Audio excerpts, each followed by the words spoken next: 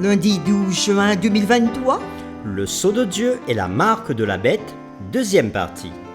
nous vous accueillons de nouveau sur votre chaîne L'Aventure dans la Parole. Et nous sommes encore heureux de vous souhaiter la bienvenue. Que Dieu nous ouvre l'esprit et nous guide dans l'enseignement que nous ferons aujourd'hui autour de sa parole. Si les contenus qui vous sont proposés vous font du bien, nous vous invitons à participer avec nous en cliquant sur le pouce et en vous abonnant si ce n'est pas encore fait pour recevoir les notifications de chaque jour. N'oubliez pas de nous laisser un commentaire et surtout de partager le lien avec toutes vos connaissances et vos contacts. Le texte à mémoriser de cette semaine que nous vous invitons à dire avec nous se trouve dans Apocalypse chapitre 7, les versets 2 et 3. Et je vis un autre ange qui montait du côté du soleil levant et qui tenait le sceau du Dieu vivant. Il cria d'une voix forte aux 4 anges à qui il avait été donné de faire du mal à la terre et à la mer. Et il dit : Ne faites point de mal à la terre, ni à la mer, ni aux arbres, jusqu'à ce que nous ayons marqué du sceau le front des serviteurs de notre Dieu. Nous vous invitons à le redire avec nous, Apocalypse chapitre 7, les versets 2 et 3. Et je vis un autre ange qui montait du côté du soleil levant et qui tenait le sceau du Dieu vivant. Il cria d'une voix forte aux 4 anges à qui il avait été donné de faire du mal à la terre et à la mer. Et il dit : Ne faites point de mal à la terre, ni à la mer, ni aux arbres, jusqu'à ce que nous ayons marqué du sceau le front des serviteurs de notre Dieu. Qu'est-ce que le sceau de Dieu et qui sont ceux qui le reçoivent ? Selon les livres de Daniel et Apocalypse, quelle description et indication temporelle avons-nous concernant la bête qui monte de la mer ?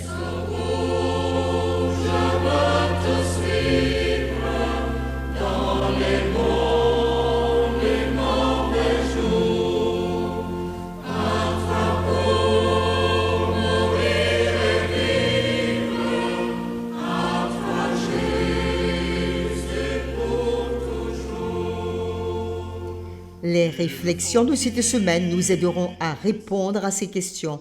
Et aujourd'hui, nous le ferons avec la séquence L'apostasie. Lisons ensemble 2 Thessaloniciens chapitre 2, les versets 3 et 4, puis les versets 9 à 12. Et nous répondrons aux questions suivantes. Que prédit Paul au sujet des derniers jours ? Quelle marque d'identification donne-t-il pour la bête, le pouvoir de l'Antichrist ?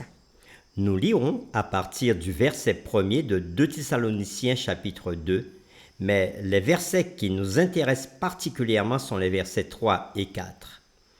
Pour ce qui concerne l'avènement de notre Seigneur Jésus-Christ et notre réunion avec lui, nous vous prions, frères, de ne pas vous laisser facilement ébranler dans votre bon sens et de ne pas vous laisser troubler, soit par quelque inspiration, soit par quelque parole ou par quelque lettre qu'on dirait venir de nous, comme si le jour du Seigneur était déjà là. Que personne ne vous séduise d'aucune manière, car il faut que l'apostasie soit arrivée auparavant, et qu'on ait vu paraître l'homme du péché, le fils de la perdition, l'adversaire qui s'élève au-dessus de tout ce qu'on appelle Dieu, ou de ce qu'on adore, jusqu'à s'asseoir dans le temple de Dieu, se proclamant lui-même Dieu. Et nous lisons maintenant 2 Thessaloniciens chapitre 2, les versets 9 à 12. Nous commencerons à partir du verset 7. Car le mystère de l'iniquité agit déjà. Il faut seulement que celui qui le retient encore ait disparu. Et alors paraîtra l'impie, que le Seigneur Jésus détruira par le souffle de sa bouche et qu'il anéantira par l'éclat de son avènement. Les versets 9 à 12 qui nous intéressent, l'apparition de cet impie se fera par la puissance de Satan, avec toutes sortes de miracles, de signes et de prodiges mensongers, et avec toutes les séductions de l'iniquité pour ceux qui périssent, parce qu'ils n'ont pas reçu l'amour de la vérité pour être sauvés. Aussi, Dieu leur envoie une puissance d'égarement pour qu'ils croient au mensonge, afin que tous ceux qui n'ont pas cru à la vérité, mais qui ont pris plaisir à l'injustice, soient condamnés. Après lecture de 2 Thessaloniciens chapitre 2, les versets 3 et 4, puis les versets 9 et 12, nous répondons aux questions suivantes. Que prédit Paul au sujet des derniers jours? Quelle marque d'identification donne-t-il pour la bête, le pouvoir de l'Antichrist? Paul prédit que dans les derniers jours, il y aura un pouvoir de séduction qui apparaîtra. Et au verset 3, de même qu'au verset 4, il va parler d'apostasie. Il dira que l'apostasie doit arriver auparavant, avant la venue de Jésus, et on verra apparaître aussi l'homme de péché. Il dira aussi au verset 9 et au verset 10, il y aura l'apparition d'un impie. Les marques d'identification que nous retrouvons à travers ces différents versets sont les suivantes. À partir du verset 4, l'adversaire, ce qui s'élève au-dessus de tout ce qu'on appelle Dieu, jusqu'à s'asseoir dans le temple de Dieu, se proclamant lui-même Dieu. Nous sommes au verset 4. Puis au verset 9, il nous est parlé de l'apparition de l'impie qui se fera par la puissance de Satan avec toutes sortes de miracles, de signes et de prodiges mensongers pour séduire tous ceux qui n'ont pas reçu l'amour de la vérité pour être sauvés, comme il est dit au verset 10. L'apôtre Paul met en garde la communauté chrétienne contre une apostasie de la vérité de la parole de Dieu. Il s'inquiète des germes d'apostasie déjà présents dans l'Église du Nouveau Testament qui fleurira dans les siècles à venir avant la seconde venue de Christ. Un évangile contrefait s'introduirait dans l'Église, déformant la parole de Dieu. Satan est celui qui est derrière cette apostasie. Il est le véritable homme de péché dont l'apôtre Paul a parlé, qui désire s'élever au-dessus de tout ce qu'on appelle Dieu et s'asseoir dans le temple de Dieu. Mais le grand séducteur travaille par le biais d'actions humaines pour accomplir ses desseins. Les caractéristiques d'identification de Daniel et d'Apocalypse révèlent que la petite corne de Daniel chapitre 7 et la bête d'Apocalypse chapitre 13 et 14 et l'impie de 2 Thessaloniciens chapitre 2 que nous venons de lire et que nous voyons maintenant représentent la même entité.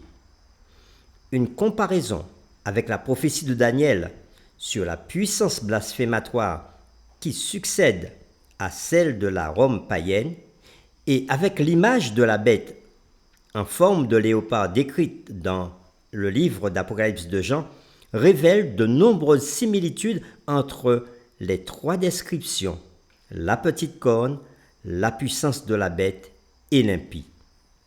Ceci nous amène à la conclusion que Daniel, Paul et Jean parlent de la même puissance, la papauté.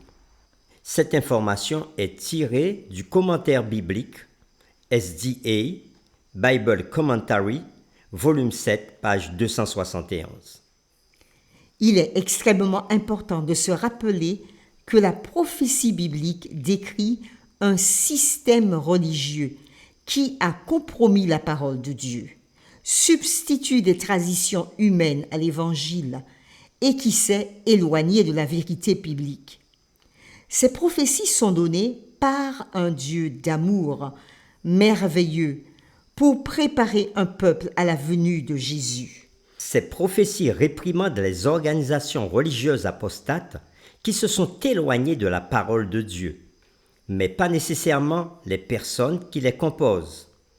Notre message porte sur un système qui a trompé des millions de personnes.